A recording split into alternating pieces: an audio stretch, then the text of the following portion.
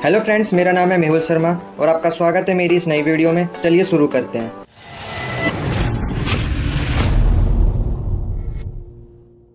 दोस्तों, आज हम करने वाले हैं स्टॉक मार्केट का सेकंड लेसन।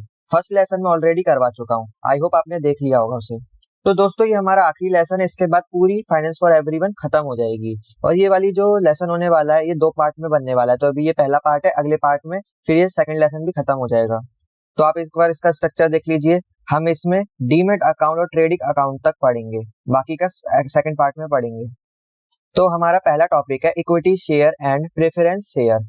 दोस्तों, शेयर के 2 टाइप होते हैं, एक तो इक्विटी शेयर और एक है प्रेफरेंस शेयर। शेयर का मतलब होता है बांटना। कोई भी कंपनी है जो भी मालिक होता है तो अपनी कंपनी के शेयर बनाता है, यानी अपनी कंपनी के टुकड़े करता है और उन शेयर को पॉलिसी जो शेयर होल्डर होते हैं ना उनमें शेयर कर देता है। जो शेयर होल्डर होते हैं ना उनको दे देता है। तो मतलब कंपनी के कुछ हिस्से करके उनको सेल कर देता है वो, तो उसी को हम बोलते हैं शेयर। और ये 2 टाइप के होता है, इक्विटी शेयर और एक प्रेफरेंस शेयर। तो देखिए, सबसे पहले आपको समझना पड़ेगा कि ये शेयर कैपिटल क्या होता है। तो देखिए, शेयर कैपिटल कंपनी के कॉन्टेक्स्ट में यूज किया जाता है। तो देखिए, जो मेंबर्स होते हैं और जो शेयर होल्डर होते हैं उन दोनों को मिलाकर एक कंपनी बनाई जाती है। अब देखिए, एक डायग्राम दे रखा है, A B C D company है ना। ए बी सी डी क्या है, उसके शेयर्स हैं। अब देखिए, ए share, B share, C share और डी शेयर। मान लीजिए जो ए शेयर है और बी शेयर है ये जो कंपनी जिसने बनाई है उसके पास है। बाकी के जो सी और डी शेयर है ये शेयर होल्डर के पास है। तो जब तक ये चारों एक साथ नहीं मिल जाते जब तक ये कंपनी नहीं बन सकती। और देखिए, टोटल कितने शेयर हैं, 4 शेयर हैं। तो इन चारों शेयर को ही बोला जाता है शेयर कैपिटल। कि मतलब शेयर कैपिटल ये बताता है कि कितने नंबर ऑफ शेयर है कंपनी के। अब देखिए, कुछ कंपनीज के लॉ होते हैं। तो देखिए, कंपनीज लॉ में 2 टाइप के शेयर कैपिटल आते हैं, एक है इक्विटी शेयर कैपिटल और दूसरा है प्रेफरेंस शेयर कैपिटल। तो देखिए, जैसे कि नाम से ही पता चल रहा है प्रेफरेंस, तो यानी जो प्रेफरेंस शेयर कैपिटल होता है उसको पहले प्रेफरेंस मिलती है। इसको हिंदी में बोलते हैं प्राथमिकता। तो देखिए, जो भी प्रेफरेंस शेयर होल्डर होता है उसको कई सारे राइट्स होते हैं। और देखिए, जो डिविडेंड का जो फायदा होता है ना सबसे पहले इसी को मिला जाता है। मतलब कंपनी ने कोई फायदा करा तो सबसे पहला जो प्रॉफिट है इसी को जाएगा। अब देखिए, जो डिविडेंड होता है एक क्रूशियल टर्म होती है जिसको आप अगले टॉपिक में भी समझेंगे। डिविडेंड होता है कि मतलब कितना फायदा किसी को, मतलब जो भी हमारा फायदा हुआ है किसको कितना मिलने वाला है। अब देखिए, थोड़ा हम इस टेबल की मदद से थोड़ा अंतर समझ लेते हैं कि जो इक्विटी शेयर होल्डर होता है और जो प्रेफरेंस शेयर होल्डर होता है उसके अंदर क्या डिफरेंस होता है। तो सबसे पहला है वोटिंग राइट। अब देखिए, जो भी इक्विटी शेयर होल्डर होता है वो जब भी कंपनी की थोड़ी सी इक्विटी ले लेता है तो इसको देखिए वोटिंग राइट्स मिल जाते हैं। अगर मान लीजिए कोई कंपनी का चेयरपर्सन बनाना है, अब उसके लिए वोटिंग की जाती है। जो भी इक्विटी शेयर होल्डर होता है उसके राइट होता है कि वो कंपनी का जो भी चेयरमैन है या प्रेसिडेंट है उसके लिए वोटिंग कर सकता है, क्योंकि वो क्या कंपनी का इक्विटी शेयर है, क्योंकि जो कंपनी का थोड़ा सा हिस्सा क्या है इक्विटी शेयर के पास है। अब अगर वहीं पर हम प्रेफरेंस शेयर होल्डर की बात करते हैं तो उसके पास भी राइट टू वोट होता है, लेकिन उसके लिए जो कंडीशन है वो भी होती है। क्योंकि जो इक्विटी शेयर होल्डर होता है वो हर मामले में वोटिंग कर सकता है, लेकिन जो प्रेफरेंस वाला है वो हर मामले में वोटिंग नहीं कर सकता। सिर्फ कुछ कुछ जो मामले हैं सिर्फ उसमें वोटिंग कर सकता है। तो मतलब ज्यादा अधिकार किसके पास है, इक्विटी शेयर के पास होता है, प्रेफरेंस शेयर के पास कम होता है। और अगला है रिडेम्पशन, यानी जो भी आपने स्टॉक खरीदा है यानी शेयर खरीदा है आप उसको क्या वापस कंपनी को देके पैसे ले सकते हैं। तो देखिए, जो इक्विटी शेयर होल्डर होता है वो ऐसा नहीं कर सकता, क्योंकि वो जो इक्विटी खरीदता है वो स्टॉक मार्केट से खरीदता है। जब भी वो स्टॉक को खरीदता है तो वो स्टॉक को वापस किसी और दूसरे शेयर को बेच सकता है, वापस कंपनी को नहीं बेच सकता। लेकिन वहीं पर जो प्रेफरेंस शेयर होल्डर होता है वो कंपनी को वापस से जो भी वो शेयर खरीदता है वापस से कंपनी को दे सकता है, उसके पास प्रेफरेंस होती है। अब देखिए, मैं दोनों में अंतर बता देता हूँ। अगर आपको किस में इन्वेस्ट करना चाहिए, अगर इन्वेस्ट करना चाहते हैं तो आप इक्विटी शेयर में करेंगे, क्योंकि जो प्रेफरेंस शेयर होता है ये जो मेनली जो फाइनेंशियल इंस्टीट्यूशन होते हैं, बैंक वगैरह, इंश्योरेंस वगैरह, वो इसमें इन्वेस्ट करते हैं। क्योंकि उनको प्रॉफिट से इतना कुछ मतलब नहीं होता। जो भी कंपनी मतलब कमा रही है अगर गिर भी जाती है ना तो भी इनका नुकसान नहीं होता, जो भी प्रेफरेंस शेयर होल्डर होते हैं। तो देखिए, जो प्रेफरेंस शेयर होल्डर होते हैं इनके पास प्रेफरेंस होती है कि जो भी फायदा होगा सबसे पहला जो डिविडेंड है वो भी इन्हीं को मिलेगा, और जो फायदा होगा ना कंपनी का वो भी पहले इन्हीं को मिलेगा। और ये चाहे तो कंपनी से जो शेयर है ना उनको वापस भी कर सकती है आसानी से। तो अब देखिए, जो जो ऐसा जो प्रेफरेंस शेयर होल्डर है वो आखिर इसमें इन्वेस्ट क्यों करते हैं, क्योंकि जो कंपनी होती है वो क्या चाहती है कि उनको लोन ना लेना पड़े, तो बदले में वो जो उसकी इक्विटी थोड़ी सा जो शेयर वगैरह होते हैं ना वो फाइनेंशियल इंस्टीट्यूशन को दे देते हैं। मान लीजिए कोई कंपनी है, जैसे मान लीजिए रिलायंस की कंपनी है या टाटा की कंपनी है, उसने अपने शेयर किसी बैंक को दे दिए। तो ऐसे में क्या हुआ, उसको ना लोन नहीं लेना पड़ा बैंक से, बदले में उसको पैसे भी मिल गए, उसने अपनी इक्विटी दे दी यानी अपने शेयर दे दिए, किसको, बैंक को दे दिए। तो जो बैंक है उसके वो क्या है, प्रेफरेंस शेयर होल्डर है। अब जो भी फायदा होगा सबसे पहले बैंक को जाएगा, जो भी डिविडेंड होगा वो भी बैंक को जाएगा, और अगर कंपनी का नुकसान भी हो जाता है तो भी बैंक का इसमें कुछ घाटा नहीं होगा। लेकिन जो इक्विटी शेयर होल्डर है उनके साथ ऐसा नहीं होता। अगर कंपनी फायदे में होगी तो उनका भी फायदा होगा, अगर कंपनी घाटे में जाती है तो इक्विटी शेयर का भी नुकसान होगा। अब हम देखेंगे डिविडेंड क्या होता है, इसको अच्छे से समझेंगे।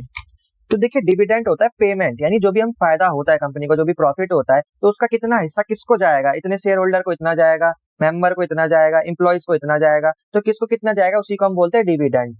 तो अब देखिए, जब भी कंपनी को प्रॉफिट होता है तो सबसे पहले जो डिविडेंड मिलता है किसको मिलता है, प्रेफर्ड स्टॉक होल्डर को, यानी बैंक्स हो गए, इंश्योरेंस कंपनी होगी, और भी जो फाइनेंशियल इंस्टीट्यूशन होते हैं उनको मिला जाएगा, क्योंकि इनके पास जो है वोटिंग राइट्स नहीं होते हैं। लेकिन जो इक्विटी शेयर होल्डर होते हैं उनके पास वोटिंग राइट्स होते हैं, लेकिन उनको बाद में दिया जाता है डिविडेंड।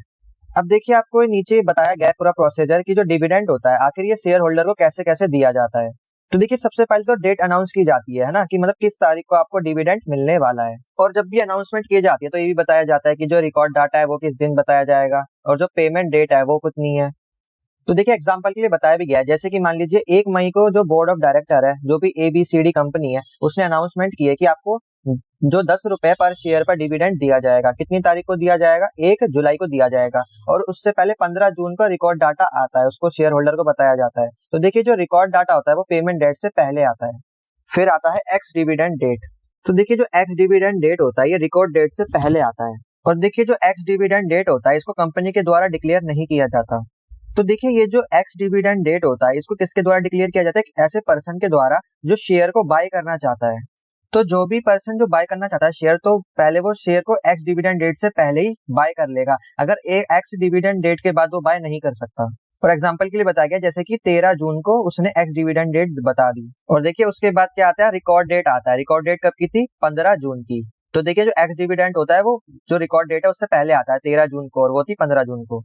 तो देखिए, रिकॉर्ड डेट में क्या होता है कि पूरा रिकॉर्ड बताया जाता है कि कितने शेयर होल्डर है, उनके नाम वाम बताए जाते हैं, उनको कितना डिविडेंड मिलने वाला है, कट ऑफ वगैरह करके वो सब बताया जाता है।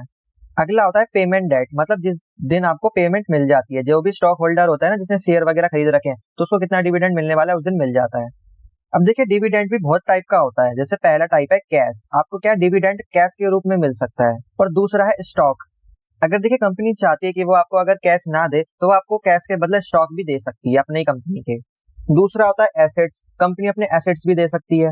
अब देखिए, जो एसेट्स होते हैं वो भी कई टाइप के होते हैं। एसेट या तो फिजिकल एसेट हो सकता है, रियल एस्टेट हो सकता है, कोई आपको मतलब वो पैसों की जगह कोई आपको प्रॉपर्टी दे दे, प्लॉट दे दे, कोई घर दे दे, आपको कोई फ्लैट दे दे, ऐसा भी हो सकता है।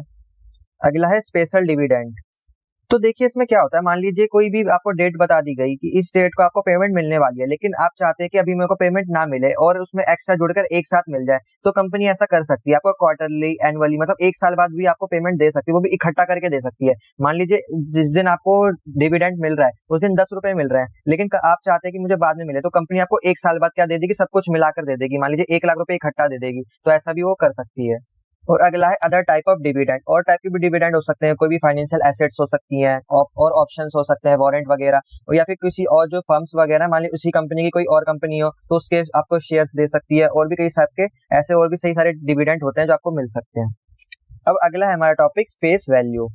देखिए, जो फेस वैल्यू एक टाइप का सा डिक्लेरेशन होता है। इसमें बताया जाता है कि कितने शेयर होल्डर को कितना शेयर कैपिटल मिला है, उसका डिवाइड कितना कितना हुआ है, बस उसको मेंशन करना ही फेस वैल्यू कहलाता है।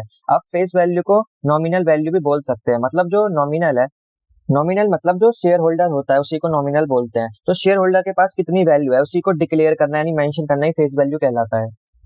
तो देखिए, फेस वैल्यू क्या होता है, मान लीजिए किसी कंपनी का 10,000 शेयर है और एक शेयर की वैल्यू कितनी है, 10 रुपीज। तो कंपनी का जो जो शेयर कैपिटल है टोटल कितना हो जाएगा, 1 लाख रुपए। तो यानी फेस वैल्यू कितनी है, 10 रुपए। जब भी कंपनी अपने शेयर के पार्ट बनाती है ना, मान लीजिए उसने 100 शेयर बनाए, तो उसकी फेस वैल्यू कितनी होगी, मतलब एक शेयर की कितनी वैल्यू होगी, उसी को हम बोलते हैं फेस वैल्यू। फिर ये जो वैल्यू होती है वो अपने जो भी IPO लॉन्च करती है उसमें मेंशन करती है, या फिर जो भी उसके डॉक्यूमेंट वगैरह, रजिस्ट्रेशन वगैरह होते हैं उसमें सब डिक्लेरेशन या मेंशन करती है। तो जब भी आप ऐसे सुने कि इस कंपनी की जो फेस वैल्यू है वो 100 रुपए है, तो यानी उसके एक स्टॉक की वैल्यू 100 रुपए है। अगर किसी कंपनी की सुने आप 500 फेस वैल्यू है, तो यानी उस कंपनी के एक शेयर की वैल्यू 500 रुपए है।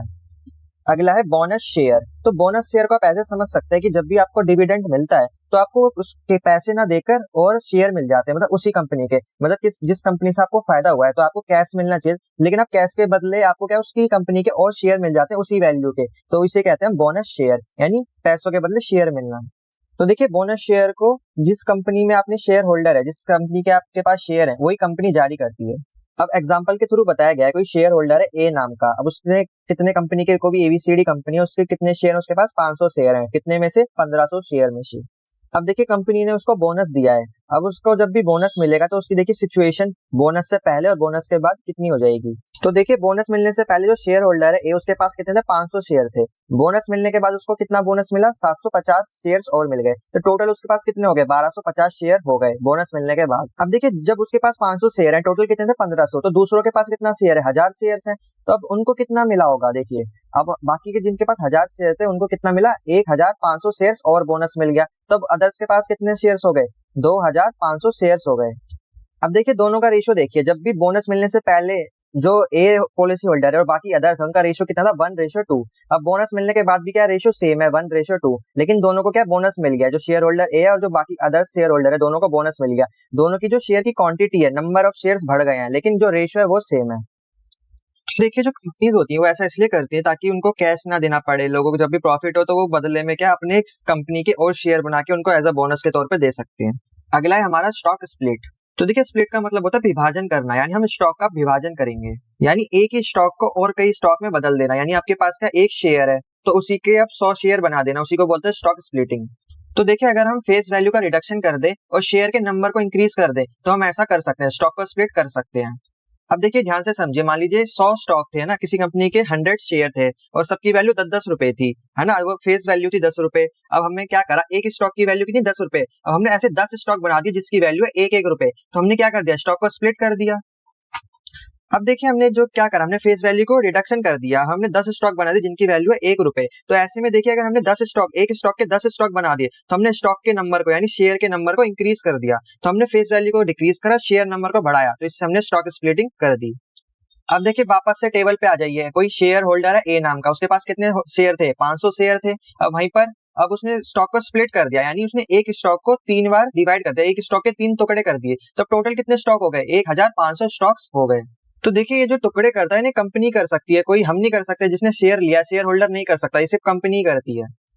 अब देखिए जो शेयर होल्डर थे उसके पास 500 थे, दूसरों के पास कितने थे, 1000 थे। अब रेशियो देखिए कितना था, 1:2, है ना, 1/2 का रेशियो चल रहा है। अब वहीं पर देखिए स्प्लिट करने के बाद कितने शेयर हो गए, टोटल 1500 शेयर। अब दूसरों के पास भी कितने हो गए, उनके पास 1000 शेयर थे, 30 से उसको फिर मल्टीप्लाई कर दी, 3000 शेयर हो गए, फिर से रेशियो बन गया 1:2 का। तो आप देख सकते हैं जो स्टॉक की बस इसमें नंबर बढ़ जाते हैं।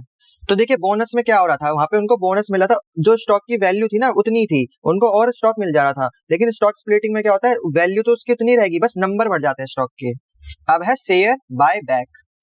तो आपको याद होगा मैंने आपको ऊपर बताया था, जब मैं आपको इक्विटी शेयर पढ़ा रहा था ना, इक्विटी शेयर और प्रेफरेंस शेयर, तो मैंने उसमें बताया था जो इक्विटी जो होल्डर होता है ना, जो शेयर होल्डर होता है, जो भी कंपनी से शेयर लेता है वो कंपनी को उसके शेयर वापस नहीं कर सकता, लेकिन कंपनी चाहे तो अपने शेयर वापस ले सकती है। तो उस कंपनी कैसे ले सकती है, इसी की मदद से, शेयर बाय बैक की मदद से। जो कंपनी अपने शेयर देती है ना शेयर होल्डर को, तो उनसे अपने शेयर वापस भी मांग सकती है।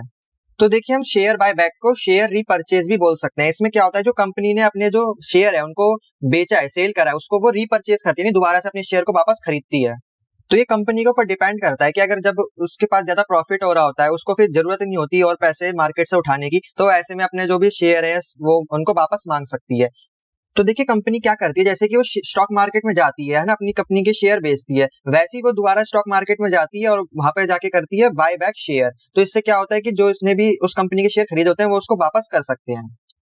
लेकिन देखिए जब भी कंपनी अपने शेयर वापस लेती है तो उसको पहले से कोई फिक्स्ड प्राइस जो शेयर होल्डर है उनको बताना होता है, जब भी शेयर होल्डर उसके शेयर को वापस कर सकते हैं। अब देखिए शेयर होल्डर पे भी डिपेंड करता है, उसकी मर्जी होती है कि उसको करना है वापस या नहीं करना है, कंपनी जबरदस्ती वापस नहीं मांग सकती, शेयर होल्डर पे भी डिपेंड करता है।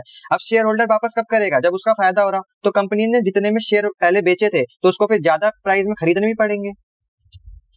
अब देखिए शेयर बायबैक से क्या होता है कि जो किसी भी कंपनी के जितने भी शेयर है उनके नंबर कम हो जाते हैं। जैसे कि मान लीजिए कोई कंपनी है जिसने अपने 1000 शेयर डाइल्यूट करे, अब 1000 शेयर, अब कंपनी ने क्या करा, 500 शेयर वापस मांग लिए, तो उससे क्या हुआ, कंपनी के जो शेयर के नंबर है वो डिक्रीज कर जाते, कम हो जाते हैं।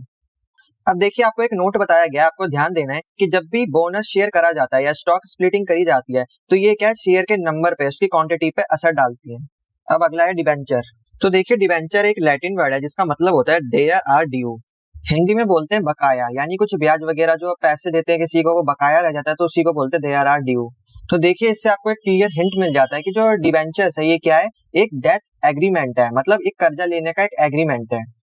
अब देखिए जब कंपनी को अपने शेयर्स को नहीं डाइल्यूट करना होता है, मतलब कंपनी नहीं चाहती कि हम अपने हिस्सेदारी शेयर होल्डर्स को दें, तो ऐसे में वो कंपनी क्या करती है, जो डिवेंचर्स होती है उनको एग्रीमेंट होता है एक टाइप का। तो ये क्या करती है, जो भी पब्लिक में जाती है और अपने क्या एक एग्रीमेंट देती है, जिसमें क्या होता है कि वो लोगों से पैसे मांगती है, मतलब लोन की टाइप आप समझ सकते हैं, लोन मांगती है, कर्जा मांगती है। तो ऐसे में क्या होता है कि एग्रीमेंट बनाया जाता है लोगों के बीच और कंपनी के बीच में। तो वो लोगों को क्या करती है, एक फिक्स्ड इंटरेस्ट के साथ उनको एक वादा करती है कि हम आपको इतने इंटरेस्ट पे आपका पैसा वापस लौटा देंगे, और फिर उनसे क्या वो पैसे ले लेती है ताकि वो अपनी कंपनी की ग्रोथ कर सके। तो देखिए डिबेंचर्स के भी कई सारे टाइप होते हैं, लेकिन यहाँ पे अभी आपको बता ही नहीं गए हैं। तो देखिए कुछ डिबेंचर्स ऐसे भी होते हैं जिनको आप अगर लेते हैं तो आप भविष्य में जाकर उनको शेयर के रूप में भी बदल सकते हैं, कुछ ऐसे भी होते हैं। तो कई सारे टाइप के होते हैं, अभी इसमें आपको इतना बताया नहीं गया है। अब देखिए जब डिवेंचर्स पे जो भी इंटरेस्ट पेड किया जाता है उसको हम बोलते हैं कूपन। तो देखिए इंटरेस्ट कौन पेड करता है, कंपनी किसको करती है, अपने जो ग्राहक होते हैं जिनसे वो पैसा लेती है, लोन लेती है लोगों से, उनको इंटरेस्ट देती है।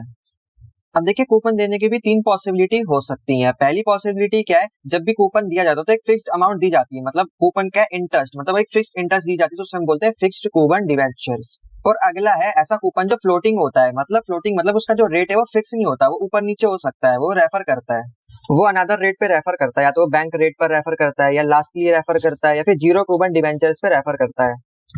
अब देखिए बोल रहा है कि आप ये सुनकर हैरान हो गए होंगे कि कोई इन्वेस्टर ऐसे डिवेंचर्स में क्यों इन्वेस्ट करेगा जो जीरो कूपन इन्वेस्टर है, मतलब वहां पे कोई भी आपको इंटरेस्ट नहीं मिलेगा, तो ऐसे डिवेंचर्स में क्यों इन्वेस्ट करेगा भला इन्वेस्टर।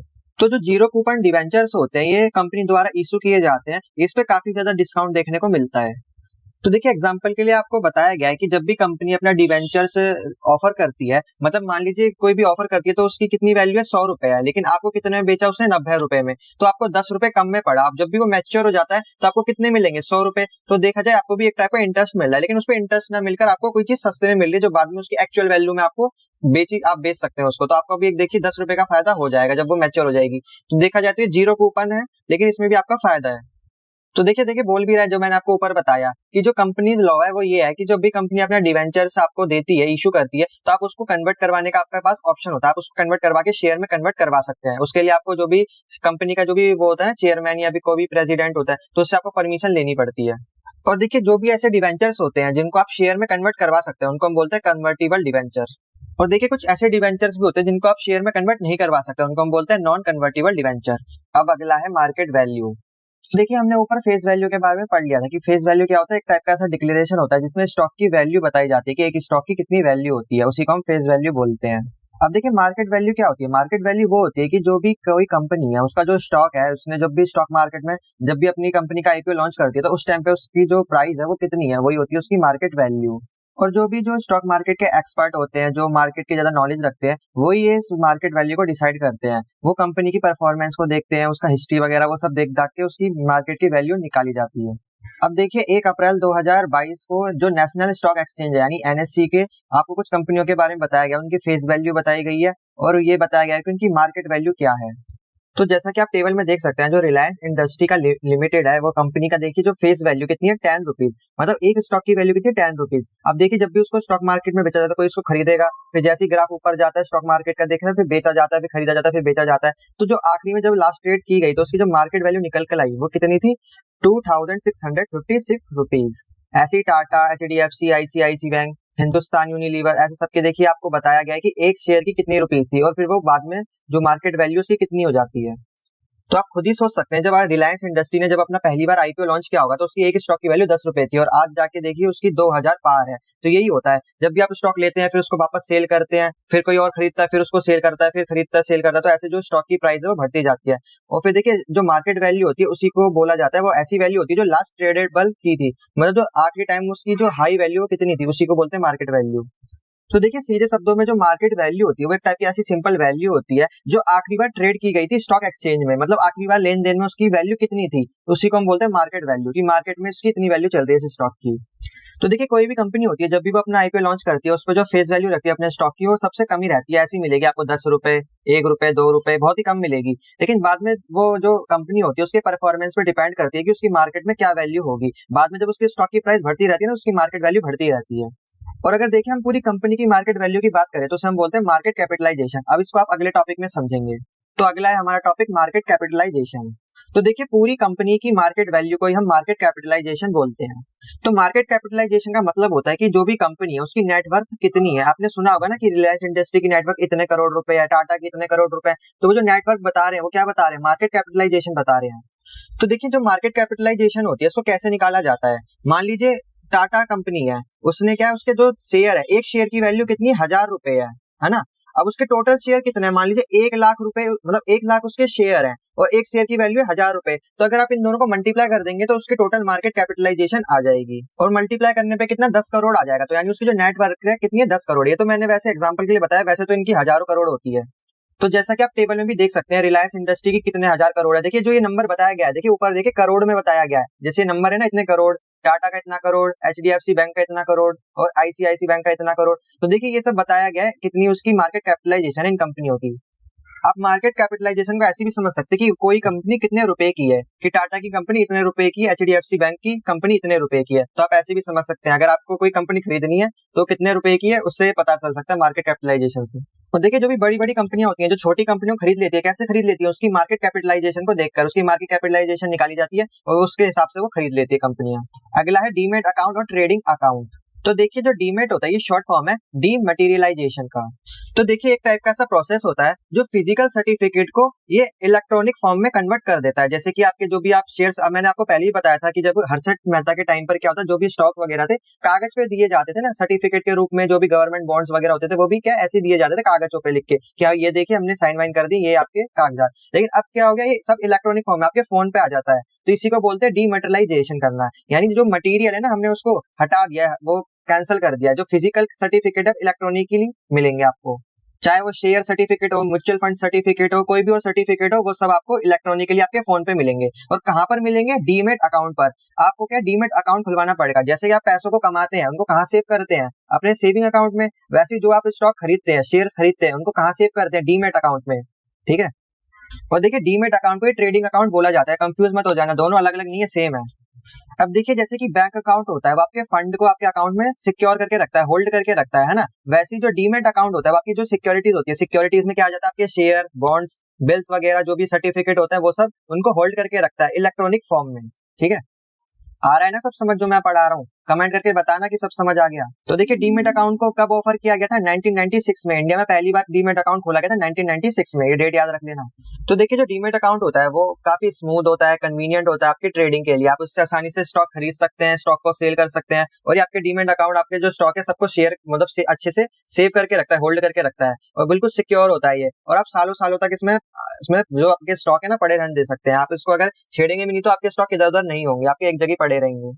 अब देखिए जैसे कि बैंक की सर्विसेज होती है, बैंक अकाउंट्स होते हैं, उनको कौन संभालता है, बैंक संभालता है। जो आपके जो मैनेजर होते हैं बैंक के वो संभालते हैं। वैसे ही जो स्टॉक जो होते हैं इनको भी, जो अकाउंट होता है डीमेट अकाउंट, इनको कौन संभालता है, जो इंडिया में दो होते हैं, कौन होते हैं, नेशनल सिक्योरिटी डिपॉजिटर लिमिटेड यानी एनएसडीएल, और सेंट्रल डिपॉजिटर सर्विस। तो ये दो टाइप के ऐसे डिपॉजिटर होते हैं जो आपके जो भी स्टॉक वगैरह इनको होल्ड करके रखते हैं, इनको मैनेज करते हैं। तो जब भी आप कोई स्टॉक खरीदते हैं तो सीधा इन्हीं के पास जाते हैं। अब देखिए दोनों के अंदर थोड़ा सा क्रूशियल डिफरेंस होता है। क्या होता है, जो बैंक की जो भी सर्विसेज होती है वो आपको डायरेक्टली मिलती है, आप डायरेक्ट बैंक में जाके अपना अकाउंट खुलवा लेते हैं। जो भी आपकी समस्या होती है वो डायरेक्ट आप बैंक मैनेजर से जाके डिस्कस कर सकते हैं। लेकिन इसमें ऐसा नहीं होता, जो भी आप स्टॉक खरीदते हैं आप डायरेक्ट डिपॉजिटर के पास नहीं जा सकते। डिपॉजिटर के कुछ एजेंट्स होते हैं जिनको हम बोलते हैं डिपॉजिटर पार्टिसिपेंट्स। तो जो डीपी होते हैं ना वो आपकी हेल्प करते हैं, आपको कोई भी चीज पूछनी है, आप अगर कोई भी चीजें पूछना चाहते हैं, हेल्प लेना चाहते हैं, तो आप डीपी के पास जाएंगे। तो आई थिंक आज के लिए इतना काफी है, और जो भी मैंने आपको पढ़ाया आपको आई थिंक अच्छे से समझ आ गया होगा। और अगर नहीं आया तो आप कमेंट में पूछ सकते हैं, और अगर आपको सब समझ आ गया तो भी आप कमेंट में लिख सकते हैं कि मुझे सब समझ आ चुका है। तो मैं मिलता हूँ आपको अगली वीडियो में, तब तक के लिए चैनल को सब्सक्राइब कर दीजिए, वीडियो को लाइक कर दीजिए और शेयर करना ना भूलिएगा। मैं मिलता हूँ आपको इसकी नेक्स्ट वीडियो में, तब तक के लिए जय हिंद।